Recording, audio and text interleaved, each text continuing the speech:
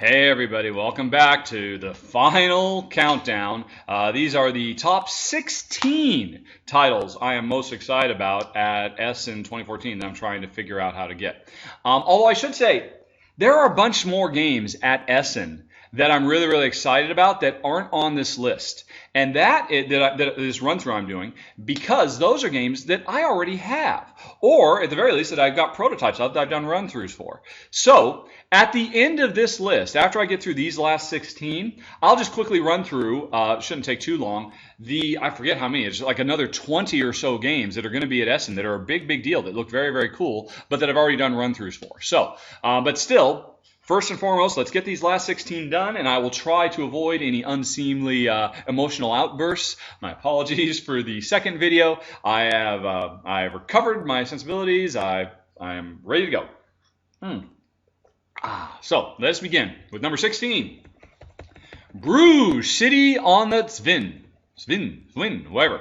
The expansion for Bruges. Now this has actually been available for a while in German, and so I have the German version of the game, but I've been waiting, because given my druthers, I'd rather have the English version, even though some wonderful paste ups have been done for the German copies of Bruges, so I could have gotten the expansion already. I hadn't, because I was thinking, well, maybe I should wait till Essen and see if I can just pick up the English copy. But then I realized, but I'd have to get the English version of the game as well, and that's going to cost me twice as much. And but I don't have enough card sleeves, so I'm going to have to buy more card sleeves so I can sleeve more cards, because I don't really want to actually do real paste ups, and it's just a whole bunch of silliness. And it's not like I've had time to play Bruges over the last couple of months anyway, if you've been watching my videos. But suffice to say, Bruges, Jen loves Bruges, and I think it's actually very good. And supposedly this expansion fixes, or at least helps to address, my number one problem with the core game, which is it can be a little swingy. And not in a debilitating way. It's still a very good game, but it can be a little swingy.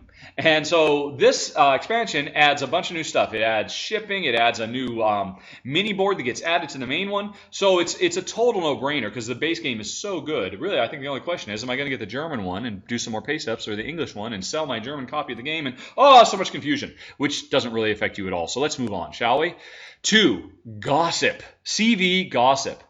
Now, I don't know if CV or Theseus. It was one of those two games which turned out to be our biggest surprise hit of last year. But CV really blew us away. I've already done a run-through for it. It's an amazing Yahtzee-style dice and card game where, and I talked about this all the way back at the beginning of this whole run-through, where you are trying to create the best, happiest life for the person you play. And you basically, by playing dice that represent happiness and luck and relationships and intelligence, and all this kind of stuff. You roll these dice trying to get what you need, so you can draft these cards that represent all these big milestones in somebody's life. And at the end of the game, you will have built an entire life. And whoever wins the game is the person who had the happiest, richest, most fulfilling life. And that is so brilliant. And now this game comes along and adds more, because really the only complaint about the base game is we want more, and now there is more. I am so happy about it. I'm a bit worried because one of the core things of this is gossip, which means you can now start getting some cards that let you gossip about your opponents and maybe reduce their happiness. And to me, that kind of works at odds with what made the game so cool and special and wonderful. But I don't care. I'm willing to give it a try anyway. CV Gossip. I just hope the gossip isn't too nasty. We'll see. And Mr. House. These two really, they're from the same publisher, Grana.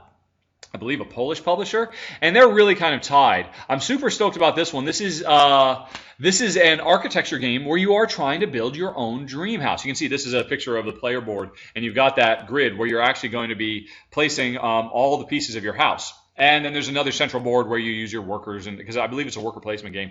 I haven't really read the rules very much, other than to look and see that I love the graphic design of this game. I think the presentation is great.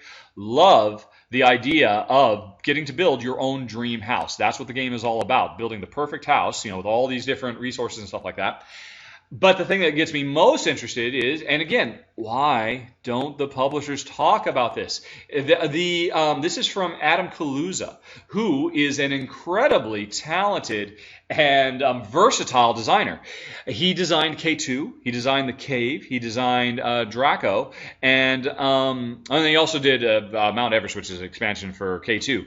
And so this, this is him going in a completely new direction. The same way Draco was, really kind of a big shift going into a fantasy dwarves versus dragon game. Now he's going into a modern day cartoony, cute house building game. I'm so excited. I cannot wait to see, because everything he's done has been great. He's a sharp, sharp, sharp designer, and I love that he's branching out and he's not just like, sticking to. I'm so glad he's not doing a extreme scuba diving game now, but he's branching out and doing other stuff besides mountain climbing and spelunking. So that's Mr. House. Alrighty, and I've lost track of where we are now. We're at 14 now, I guess. Panamax. Ugh! This was, I think, my #1 most wanted game at Gen Con, and I didn't get a copy. Again, flew halfway around the world, did not get a copy because they sold out just like that. So fingers crossed I'll be able to get it at Essen this year. I imagine there will be ample copies to get, so that probably won't be a problem. Really, the bigger issue is, how good is this as a two-player game? Because I'm really still not entirely certain.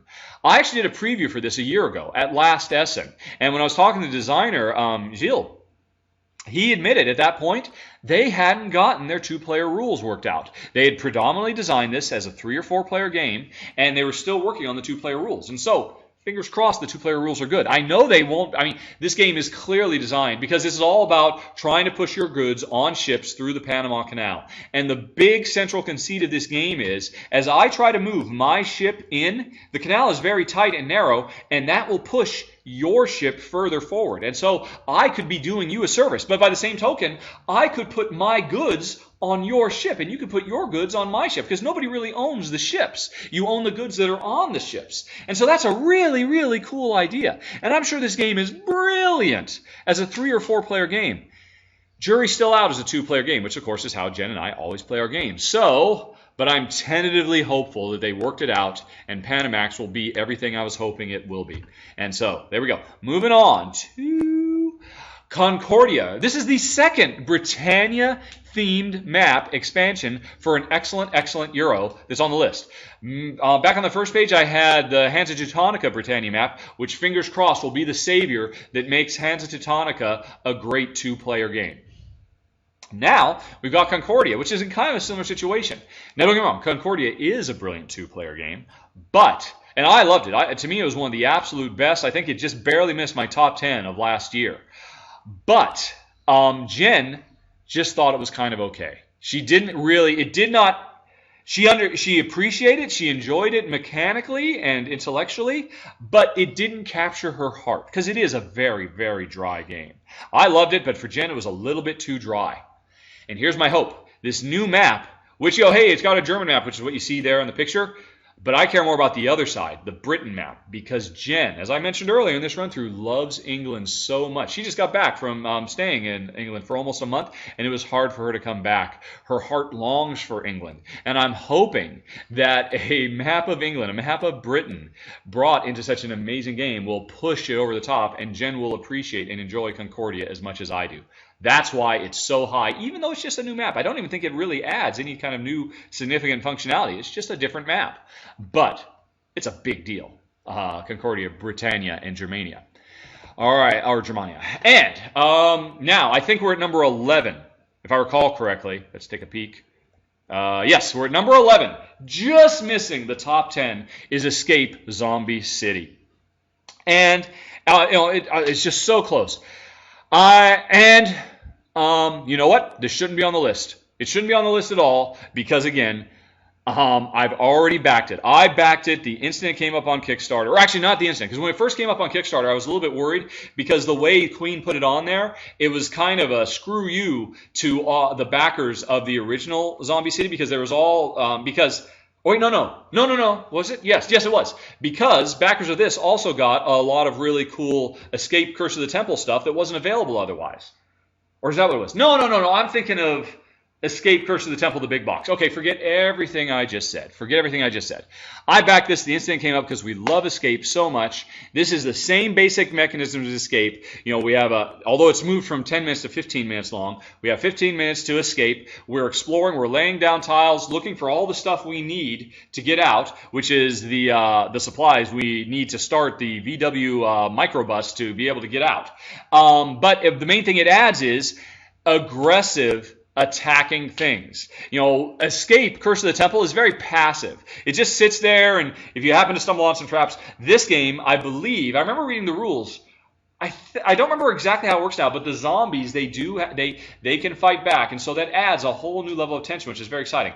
Now, interestingly, another reason I'm really interested in this is because I just did a run-through just 3 days ago, I think, for Zombie 15. And a lot of people are probably thinking, well, hey, you've got Zombie 15, why bother with Escape Zombie City? They are radically different games, and that's another reason I really wanted to get this, was so I'd be able to do a run-through and demonstrate how.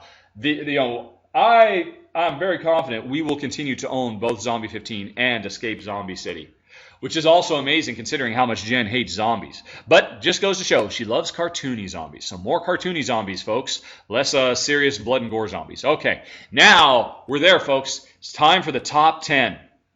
Most excited games from Gen Con, starting with Roll Through the Ages. Wait a minute. Oh, crap. Since I removed some of the other ones, we're not in our top 10. Oh, well, what the heck? It's the top 10 of this list. Actually, I guess Britannia was on the top 10 list, as is... Oh, but that's for the voters. That's for the voters. Still, I mean, even though I already have bought some of these games, it doesn't mean I'm not excited. So I'm just going to continue to say these are my top 10 most excited games, starting with Roll Through the Ages, the Iron Age. And I so wanted to back this one. This was on Kickstarter, because we love Roll Through the Ages so much. And now this basically, this one's not designed by Matt Leacock. If I recall correctly, it's designed by Tom Lehman of, what do you call it? Race for the Galaxy fame, and who also did an amazing job with Pandemic on the Brink. Yep, and Thomas. So this is another example of Thomas Lehman taking Matt Leacock's brilliant core design and then expanding it and adding new stuff to it. And it works so well in Pandemic in the Lab that I'm so stoked for it here. Because this is a Yahtzee-style dice-rolling game where you're building an ancient civilization, and this just adds a whole bunch of new stuff. Different civilizations with different things that you're trying to advance towards. Trade, naval strategy, a fate die, a new type of die that can add more variety to the game. So stoked about this. Love the base so much. And I would have backed it, but the shipping was just way too much. And I was hoping I'd be able to pick it up at Essen. I'm still hoping. We'll see what the voters decide, if they actually vote enough for this. Well, fingers crossed. Also, I'm worried. I remember in the Kickstarter there was a special additional stretch goal. What was it called? Let's see. Oh, actually, I've already opened it. And what was it? It was... Through the Ages, Iron Age expansion. The Mediterranean expansion, which looked really cool too. It's a whole different, wooden block board. Adds overseas settlements to mix in to the central pegboard. That sounds awesome too. And I'm really worried. I hope that will be available here. Because if it's not, if that was only for Kickstarter backers, well, quite frankly, if that was the case, that might tick me off so much that I won't get the basic thing because, I'll cut off my nose to spite my face. Because I'm a completionist. If I can't get the whole thing, well, we'll see. We'll find out when we get to the show. We'll also find out based on what the voters say. But anyway, moving on to number 9. And accidentally revealing number 8 as well. Space Cadets. Resistance is mostly futile. I have been waiting for this for a long time.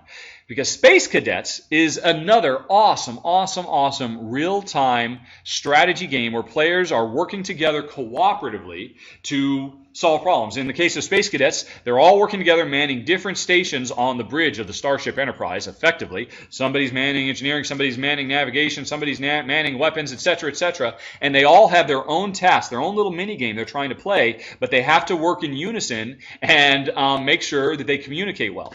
That's brilliant. I've wanted to play this game forever. Here's the problem. Minimum 3 players. Couldn't play it as a 2-player game.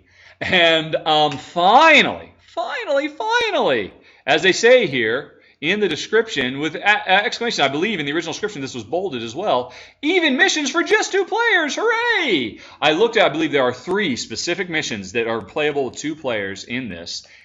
and I couldn't be more excited. I've been dying to play this game forever, Jen. I love real-time cooperative stuff. I suspect we will love this game finally now that we'll be able to play it. Yay! Okay, that was number 9. Number 8. Number 7, Zango, I guess, or Zangwo? Probably Zangwo. This is the latest heavy Euro-style game from What's Your Game, who are, I've talked about this in the past, are really establishing themselves as the premier heavy Euro board game publisher in the industry. You know, they've done Madeira, they've done Vinos, they've done Vasco da Gama, they've done Asgard. And this looks like the latest game in their line of really big, heavy Euro thinky games. Jen and I love what they do. I am super stoked for this. Paul Grogan just did a brilliant video of, he makes amazing games. Gaming Rules is his game. I strongly recommend everybody subscribe to him because everything he does is insanely stellar. Puts everybody else to shame. And so you can go watch that video to find out more about it. Suffice to say, let's see, who's the designer? I have to admit, I haven't even paid attention because I just trust What's Your Game, or I trust What's Your Game that much. Let's see, although these names are familiar to me, Stefano Nicolini is, the Doe Ship. That's a really nice game. And Africa Park, we haven't ever played it. The Doe Ship was a really solid game, liked it a lot, and so this is going to be their next big follow-up. And again, when I watched the video, it just looks so good. It's a game all about trying to balance the needs of what's going on the main board with your own private board as you deploy cards. And when you deploy them down there, they have a function on your lower board, but they also affect what you can do on the main board. It just looks really clever, really sharp. I bet you, like Madeira last year, this is going to be one of the big, heavy Euro hits. Because I don't think I'm alone. I think a lot of people are starting to stand up and take notice of What's Your Game. These people are really on top of their game, and that's Zangwo. Okay, Kanban. Alrighty. Which, honestly, quite frankly, I'm kind of surprised this one isn't coming from What's Your Game. This one's coming from Stronghold Games, from designer Vito Lasarda, who previously had done Vinos, and CO2, which we also love. Oh, I guess that's right. CO2 was done by Stronghold, so yeah, okay, there you go. Makes sense. This is a game all about trying to run the most efficient auto manufacturing factory in the world. And you can just look at that board and see how insanely complex it is. How much stuff you're having to balance your needs for R&D and testing and actual manufacturing. And interestingly, you also have to spend a fair bit of time focusing on personnel issues, because one whole portion of this board is a big gigantic meeting room where players, because we all work for the same company and we're all competing to try to get the big juicy promotion, and every round, I believe, we have to have a meeting where we actually do it's a status report meeting where we all have to, it's the equivalent of our scoring round for all intents and purposes. But I love that thematic element. And the person we're trying to impress, our boss, is actually a character in this world who moves around from section to section and evaluates how well we're doing. It just sounds brilliant. And I know it's going to be brilliant because CO2 is brilliant and Vinos is brilliant. And Stronghold, they make smart decisions. So if they want to publish it, it's brilliant. It's just going to be brilliant. I'm so stoked about Kanban. And I don't even know how to say this. Trażimnicki Domostwo. Whatever. It's Polish. If I recall correctly, I believe it means, let's see, what does it mean? It's like haunted house or something like that, or haunted manor. Let's actually do ye old Google search. Translate. Boop. Mysterious Homestead. So let's call it Mystery Manor. Maybe when they publish it in English. Although here's the thing. They don't have to worry about it. It's 100% language independent, and I am super stoked to get this. Ever since I first heard about this last year. I cannot wait to get it. Oh, apparently, okay, it's gonna be called Mysterium in English, as opposed to Mystery Manor. Close enough. So Mysterium, although it's still listed in Board Game Geek in its Polish name, which was Mysterious Homestead. Okay, here's why I'm so stoked about this. This is a thematic Dixit. for lack of a better term. I've never done a run through for Dixit because it's a three-player game and all that. It's the only three-player game we own because Jen loves it so much.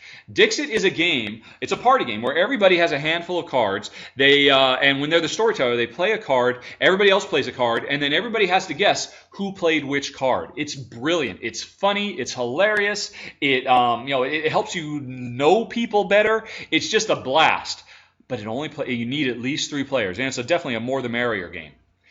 This game takes that same basic idea, but wraps a meaningful theme around it. It's not just an abstract party game anymore, because in this game, as it says, one player takes the role of the ghost who lives in a mysterious ancient manor, and other players are a group of psychics invited to the manor to solve the mystery of the place and bring peace to its residents, as any person who stays in the castle has strange dreams. And that's where the Dixit stuff comes in, because the ghost player knows what the problem is, knows what needs to be solved, but cannot communicate to the psychics what needs to be done. So when the psychic players dream, the ghost player plays, you can see the picture here, kind of abstract Dixit style, beautiful works of art cards. And he's playing it because he's trying to give a visual clue to the players. And if the players can interpret what that clue is, they can solve the problem and win the game, because you have 7 days and 7 nights to solve the problem and put the restless ghost soul at ease. How brilliant is that? It's amazing. It's a 2-player compatible Dixit that actually makes a theme where everybody works cooperatively to solve. This ticks every one of our boxes. I am so stoked for what apparently is ultimately going to be called Mysterium, but I can't wait to pick up a Polish copy. Voters, you know what to do. Okay, moving on to La Isla. Okie dokie. This is, I've already done a run through for Stefan Feld's other big game, Aquasphere. If I hadn't already done that, it would be on this list. Aquasphere would be near the top because Aquasphere is brilliant. But it's not. I've already done it. You can see the run through for that. But I have not done a run through for La Isla yet because Ravensburger isn't particularly interested in getting me review copies, or else I would have done a review as soon as I could. But I am very stoked about getting it. It looks like this is a lighter game. And a lot of people were really kind of put off by Feld's, Rialto last year because it was lighter, and it seems like people want Feld to only keep on putting out the same really heavy point salad over and over and over. It's amazing. He always comes up with some new twist, but people seem to want him to make just heavy point salady things in the vein of Bora Bora or Trajan or Macau or whatever, and or Aquasphere now. And when he doesn't do that, people are like, "Oh, this isn't the Feld we want." And this seems like, oh, this is the lighter side of Feld. This is, it's a game about exploring an uncharted island. Apparently, it's a light to medium weight game, and hey, it's from Feld. Good enough for me. We thought Rialto was great. I suspect we'll think this is great too. That's why it's so high. Is this number 4? I think. No, I think it's number 3 because number 2, if I recall correctly, is Nations, the dice game. Let's see. I just realized I can peek ahead of time and not let you see what's coming. No, okay. Right. So I think Isa is 4, so I think we're at number 3 now, Nations, the dice game, which last year, Nations was my game of the year. And I've played it several times since, and it continues to be the best game of 2013. Absolutely brilliant civilization building game. And so what do they do as a follow-up? They make a dice game out of it. They make a dice game sequel. So stoked. I could definitely see how the mechanisms of the original, of its big brother, could translate into a tight, fast-playing, dice-chucking marathon, and I am so stoked. I cannot wait. This is an easy number 3. It could have even been higher, but there were things I wanted even more. So let's talk about them. The number 2, Fields of Arle? I'm not sure how to pronounce it, but this is Uwe Rosenberg's big, heavy Agricola, Caverna, or at Labora game of the year. You know, it's going to go alongside his Le Havres and all the other ones. But the interesting thing about this one, you know, it's a territory placement game. You can look at it, and you can see, wow, that definitely looks like a sequel to Ora et Labora and Agricola. You know, everybody's got their own personal board where they're building up their little homestead. They've got the central boards. They're raising crops. This is a farming simulation. There are multiple seasons to deal with, all the stuff you would expect But the surprising thing is, it's a huge, heavy game, and it's 2-player only. How awesome is that? Because all his games work amazingly well 2-player, but it's obvious, always in your heart of hearts, you're missing something. In Agricola, there's a whole bunch of cards you don't get to play with because you need to have more than 2 players to play with. This one is designed from the ground floor as just as deep and rich and satisfying and fulfilling as those games, but made for 2 players, and that's why it's my number 2. That's a total coincidence, actually, but it's why I'm so stoked about Uwe's big game this year. Fields of Arl, alrighty, originally Arler Erde in German, which I think I'm closer to pronouncing that correct than I am in English, but whatever. Finally, the number 1, the one you've been waiting for. I've been waiting for this one for a long time. Pandemic the Cure.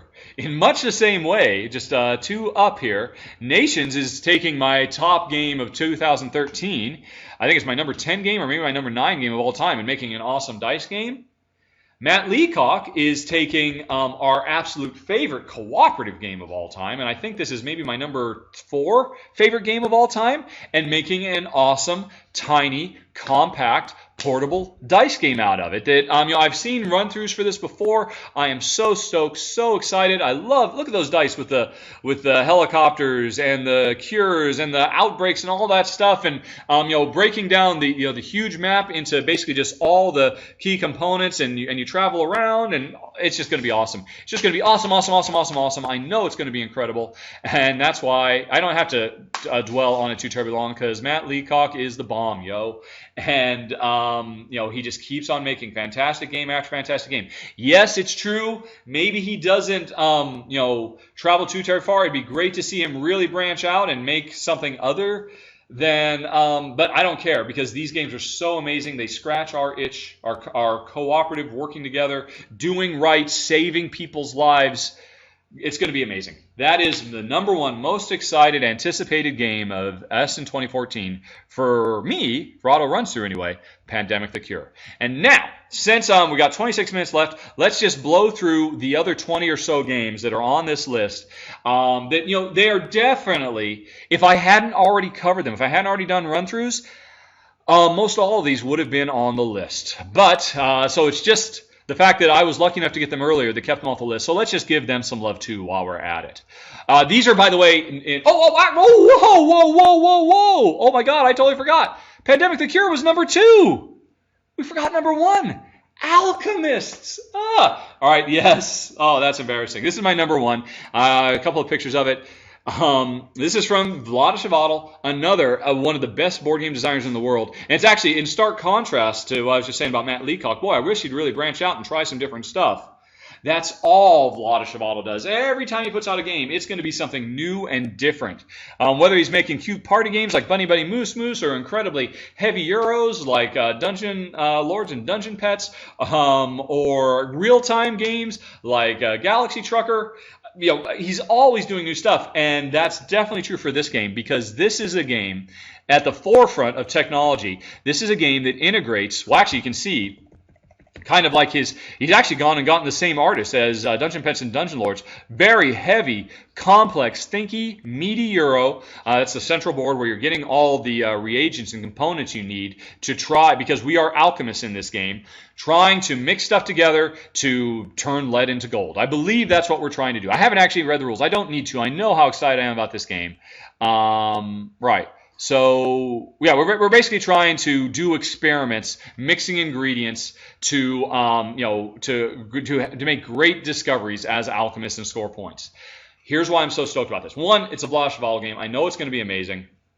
2, you'll notice there's a picture of an iPhone there on that phone. This is a game that heavily integrates digital in with analog. And I talked about this a lot in one of my Gen Con reports. And I was so bummed. Alchemist was at Gen Con and I didn't know it was there and I didn't get a chance to see it. But basically in this game, you collect all these different reagents and you decide which ones you're going to mix together. And you actually put that information into the phone because you're running an app on your iPad, your phone, your laptop, whatever device you want, and every time you play the game, the reagents are going to combine to create different results. And so you really do have to experiment and explore. And then, but you come back. So the what do you call it? The digital device does what it needs to do. It doesn't in any way, shape, or form invalidate what makes board gaming fun, which is the real physical, tangible components at a table where you sit down and you interact with other players. That is still here. There's still a central board where everybody's interacting with each other. But then, when you decide to do your experiments, you can have such a rich and robust simulation of that, because you can see. I mean, actually, I mentioned it earlier. Kind of reminds me of Confusion. Confusion. I'm going to open it. Confusion, which is a game all about doing experiments. You basically have this thing where you can write down the results of all your experiments, or not your experiments. This is a game where you don't. I talked about it in the first part of this 3-part thing, where you don't know what your pieces can do, and slowly, by process of elimination, you find out what your pieces can do. It's brilliant. We absolutely love it. This game has the same thing with what looks like maybe the world's largest player screen that comes in 2 parts. And as you do your experiments, and the phone tells you what the results are, and that means you can keep that information secret. You don't have to do it in public where everybody gets to know. So now I can learn stuff that you don't know, and I keep track of it on this board that's kept secret, and it can therefore emulate the reality of being an alchemist in a way that would not be possible. Without an unreasonably large amount of fiddliness, because everybody would have to have like a deck of cards. Everybody, if multiple players, because it has to be kept secret, everybody would have to look at them separately. It would just be a nightmare. This thing makes it so easy. You just need one phone. You pass it around to everybody. Everybody does their secrets, and everybody's racing to. It's just brilliant. This is one of the futures of board gaming, and Alchemist, never mind, even if it was probably just, I'd be excited about this game anyway because it's from the newest thing from Vlada. But the fact that maybe the most creative,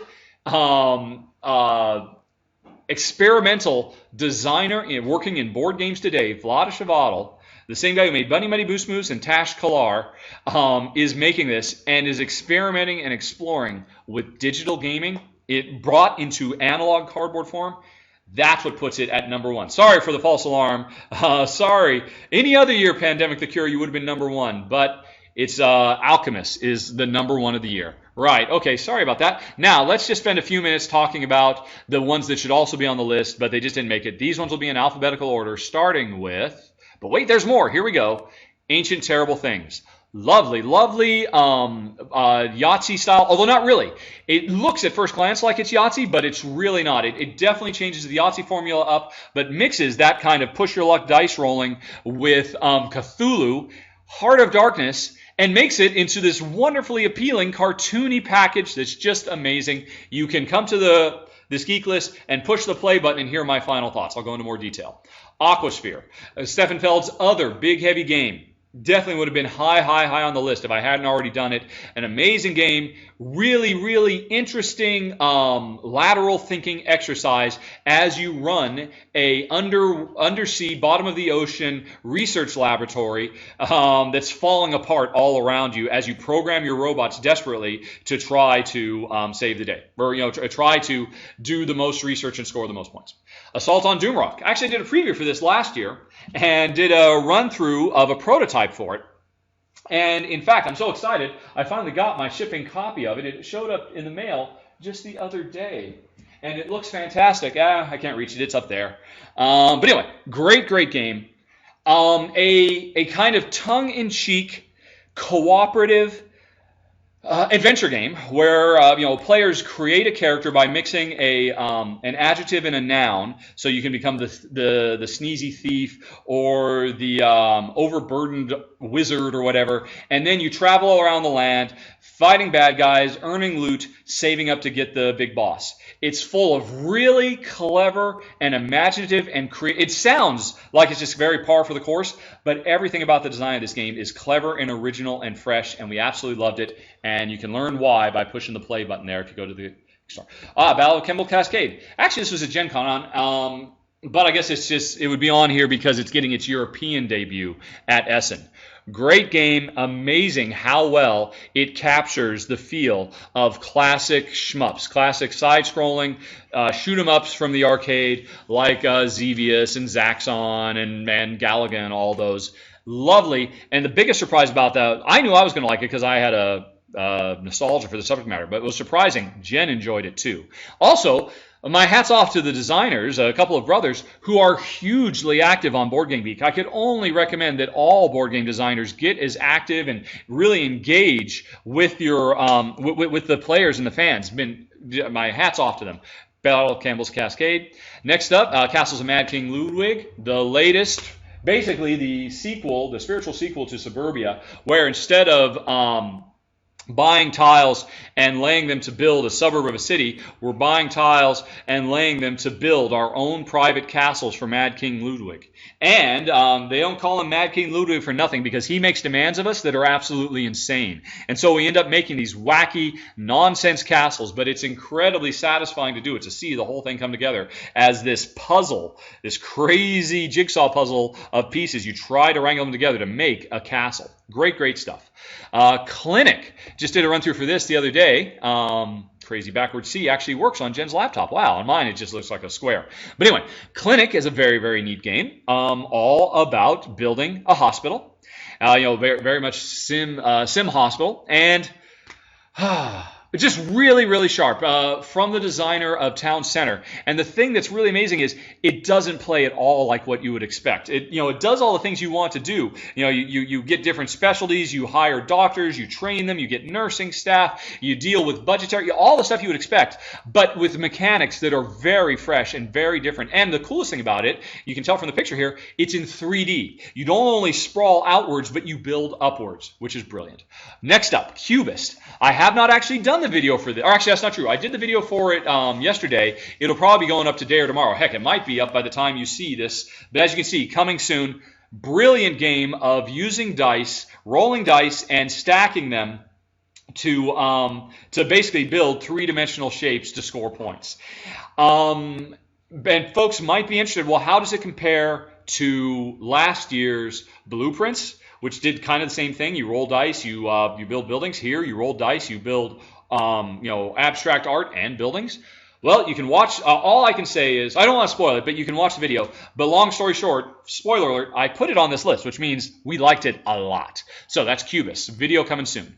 Destination Neptune, a lovely, lovely, lovely medium weight Euro-style game. The thing that originally drew me to it when I first heard about it was the description. That it is an optimistic view of mankind's future as regards to exploitation and colonization of the solar system, and that's definitely what it is. This is a game that takes that basically tells probably 100 years worth of our near future as we start taking baby steps off of Earth, setting up colonies and factories on Mars and the Moon, and going out to the outer reaches while huge technological breakthroughs get made. It's a very satisfying game where you use your cards for different functions. It's also a very good race game. You can learn more by watching the it's also a hugely challenging game. You really have to bring your A game to do well in this game. It really challenges you. You have to be smart because you can make dumb moves that really set your opponent up, and so you have to. But if you bring your A game, it's very, very satisfying. Let's move on to the next page because we're at the D's. And so continuing on, we have Essen, which is very cool. It's actually one of two games you will be able to buy at Essen 2014 this year that are themed on Essen. The other one, which unfortunately didn't make my list because it was predominantly a pick up and deliver game, it looks cool, and it's from really top-notch designers. One of the designers, if I recall correctly, of one of my favorite games from last year, what's it called? Brussels. But that was the other Essen. This is the one that interested me more because the other Essen one, it puts you in the role of a consumer at Essen, trying to travel around, race to all the different booths to buy all the stuff you really want to get and carry it all the way back to your car and store it in parking. And so it was a pick up and deliver game. And while it looked very clever and the pedigree of the designer was great, I don't think it would have been a game Jen and I enjoyed because we just don't enjoy pick up and deliver. Certainly not pure pick up and deliver. This is the one that interested us though, because you are running an actual a small independent board game publisher, and you actually run a booth at Essen, and you're trying to sell your games, and you're competing with everybody else who has their own booth, and you have all these different actions that really kind of tie. You can pay for promotional stuff, you can try to build buzz for your games. You can actually go hang out at your opponent's booths and try to talk them into coming. No, you really want to come over here and see this game over at my booth. Very, very cool, very clever. Some very original interactive stuff. Now, I think it worked okay as a 2-player game, but as a 3 or 4-player game, it was pretty neat and probably worth checking out. The other one is too, Essen. This is called Essen. The other one is called Essen the Game. I'm sure it's also a very cool game, just wasn't for us. This one was the one we were more drawn to. Next up, Fleet Arctic Bounty, which is long story short, Fleet is an incredible, small, tiny, compact card game that takes up a ton of table space, a great, great auction game. Fleet Arctic Bounty made a great game even awesomer and also introduced some really excellent, excellent 2-player auction rules that made it fantastic as a 2-player game. If you have Fleet, you must get Fleet Arctic Bounty, and if you want to know why, watch my video. Galaxy of Trion. This is basically Carcassonne in space, or as somebody pointed out, and I don't know why it hasn't caught on, Starcassonne, because it is a tile-laying game. Borrows a lot of the core mechanisms of Carcassonne, the way you expand, but adds a bunch of really cool and innovative stuff on top of that, from the way you draft the tiles to getting actual units that can move around. It's actually Carcassonne in outer space meets 4X. That'd probably be the best way to sum it up. It's a very, very interesting game, and I don't think I would ever play regular Carcassonne after having played Galaxy of Trion. So you can learn why by watching the video. Historia is a very, very neat civilization building game. Very different. Plays much quicker, plays in half the time of your average civilization game, and has this very, very cool matrix where you're moving, you're advancing your civilization on an X and a Y, where X is... I forget what they are now. Y is warfare and X civilization. Now, I was really worried we weren't going to like it because warfare was such a big part. But the warfare of moving cubes around on the main board, it turns out it's really not too terribly bad. So Historia is that rarest of beasts, a full-on civilization game, complete with war, that Jen and I actually enjoy. So that was Historia. Hoyuk is a very, very neat ancient civilization tile-laying game.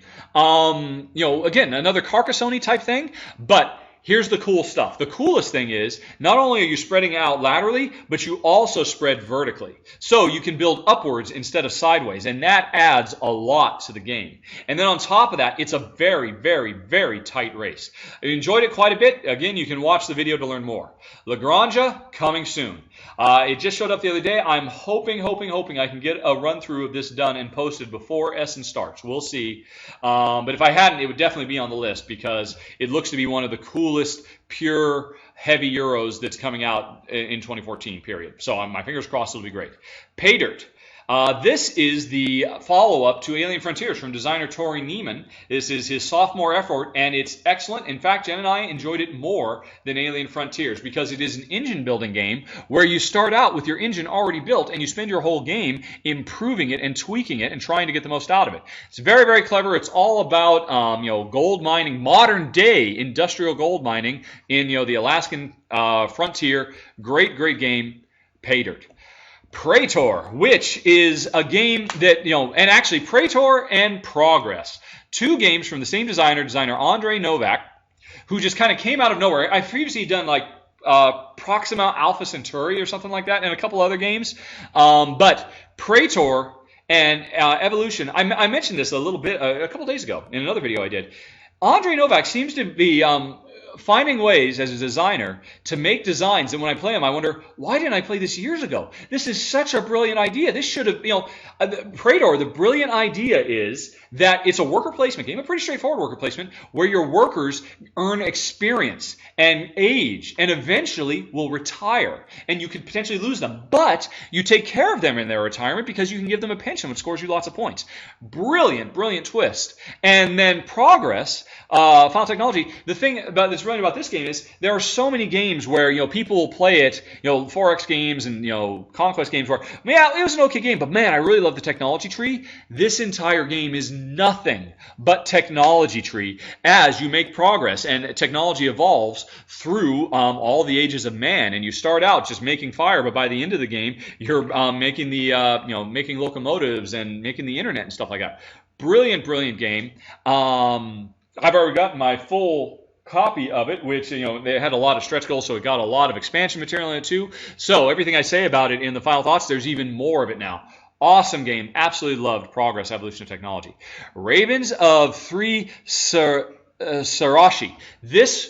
Actually, I just took it off the list this morning because just this morning in the mail, I got a copy of this, and I'll be trying to get a run-through done in time. If I hadn't, it definitely would have made the list because I'm super excited about this. This is a 2-player game where one player plays a young girl who is suffering from amnesia, and the other player plays the detective who is trying to help her unlock her fragmented memory and solve the mystery. And the thing is, much like Hanabi, this is a cooperative game where players cannot communicate. Or like a Hanabi or And Then We Held Hands. These really cool, these cooperative games where we have to communicate only through the mechanisms of the game. We can't actually collaborate and say, okay, well, if you do this, then I'll do this. Everybody has to think for themselves, and we have to make moves and hope that our partner intuits what we're trying to do. I've played 2 games so far where it's brilliant. Hanabi and Then We Held Hands. I'm fully expecting this is going to be another brilliant twist on that, and I can't wait to try it.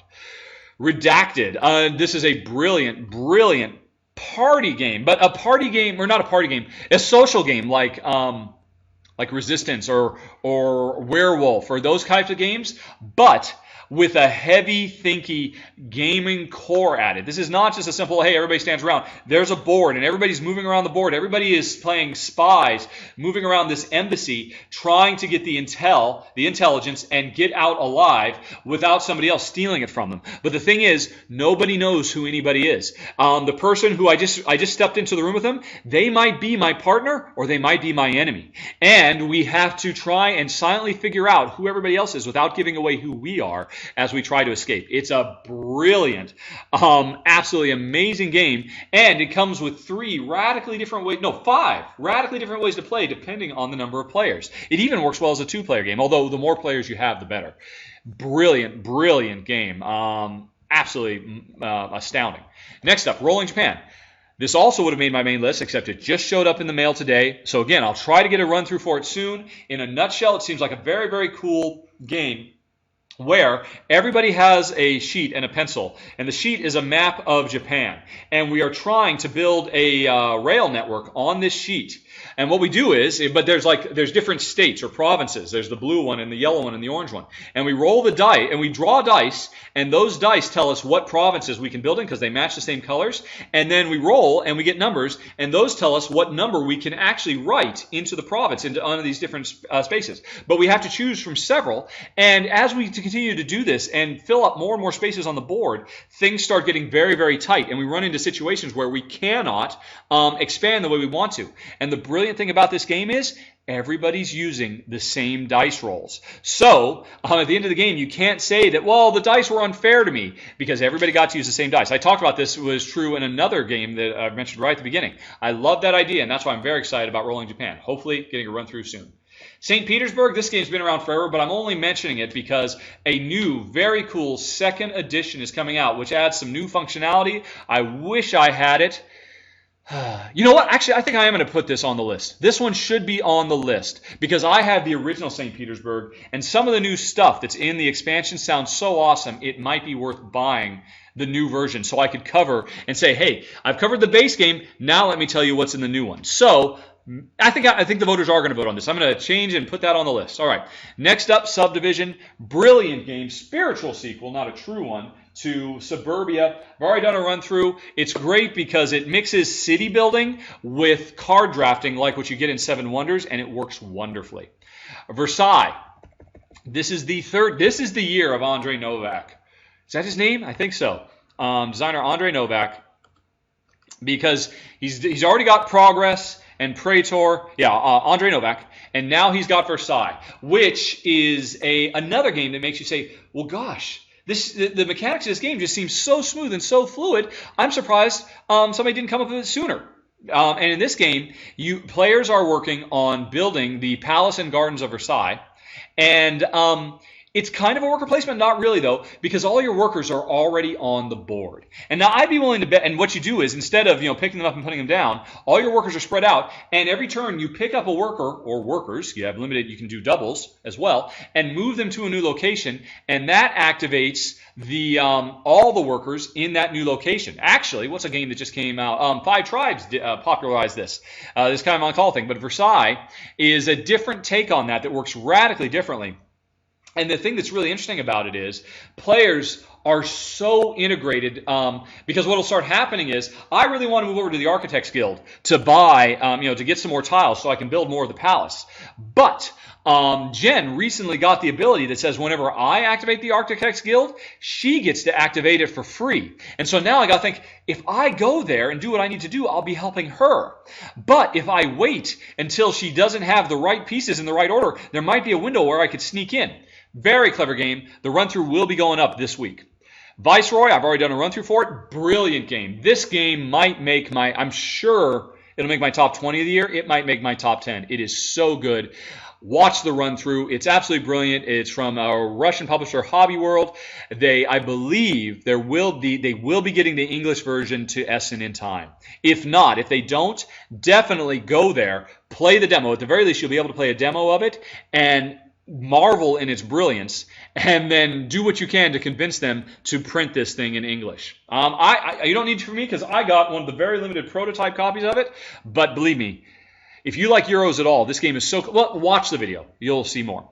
Walled City, Londonderry, and Borderlands. Very, very cool game. Very interesting take on area majority, El Grande style area control, where all players are simultaneously working on 3 different tracks at the same time. You're looking for area majority for neighborhoods, you're looking for area majority for factions, and you're looking for working on area majority for town defense. All 3 of these at the same time. Every meeple you place on the board could change things radically. And your players are collaboratively designing the board themselves, because the walled city starts out as a completely empty, barren land. And over time, you build it into a settlement. And while you're doing that, you're also trying to take control. Really clever. Although better with more than 2. It's good with 2, but it's much better with more. Yardmaster and Yardmaster Express, these are both lovely little fast-playing games that Yardmaster, I talked about in the video, kind of takes Uno, the classic Uno, and turns it into a much cooler, still very fast, very easy playing gateway game that is going to be very, very easy to teach people how to play, particularly if they know Uno. Lots of fun. And then Yardmaster Express took a very, very fast, quick, fun playing gateway and made it an even faster, funner one. Yardmaster Express takes the Uno element from the main game and now adds card drafting a la Seven Wonders or Notre Dame or Fairy Tale, and makes an awesome, awesome game that is always fun, that you will finish this game in under 10 minutes. Great, great stuff. Zombie 15, and that's it, folks. That's the final one. I just did a run-through for it last week. Great, great stuff. Fun, real-time, cooperative, escaping a zombie-infested city. So fun that Jen was able to put aside her distaste for using guns and shooting and stuff, because it's just that much fun. Watch the video, you'll see why. And then, here's a couple more things. World of Yoho. At Gen Con, I got to see a hands-off demo where it was just the mechanics got demonstrated, but not the game. Apparently, it'll be playable at Essen, so I'm super stoked to actually play this thing. Also, I think the Kickstarter is going to start at Essen as well. Really want to try it out. Prime time, I don't think it'll be ready, but I think it'll be demoable at Essen. Very, very cool. Very, very heavy, heavy Euro, all about running a television network, trying to build the perfect primetime lineup by getting the right shows into the right time slots to get the highest ratings. Love the theme. Very, very excited. Hans and Gluck, they've got a couple of mini expansions that are kind of must pickups. Russian Railroads and Bruges. Definitely just going to buy those. No reason to vote on them. Keyflower also has a nice little promo. And then let's see, I think there's one more promo on the last page for Vinos. I got to pick up that promo as well. And that's it, folks. We are done. Phew, that's it. That was Rahdo running through his preview for Spiel 2014. Wow, that last one went longer than I thought it did. But as always, any questions, comments, concerns, let me know. And otherwise, voters, After you finish watching this, start voting. I hope you choose wisely. You certainly know what I'm excited about, but I can't wait to see what it is that you choose for me to pick up using the Rahdo Runs Through Fund that you guys created. And hopefully it's a great show, and look forward to more from the show. Actually, Jen is coming to Essen with me this year. I don't even know how to take advantage of that yet, but it means maybe I have a camera woman. Oh, well, we'll see what happens, but it'll be a fun time. Looking forward to meeting all of you there, any of you who show up at the show, and otherwise I'm going to stop right there. Thanks for watching, everybody. Talk to you later. Have a good day. Bye-bye.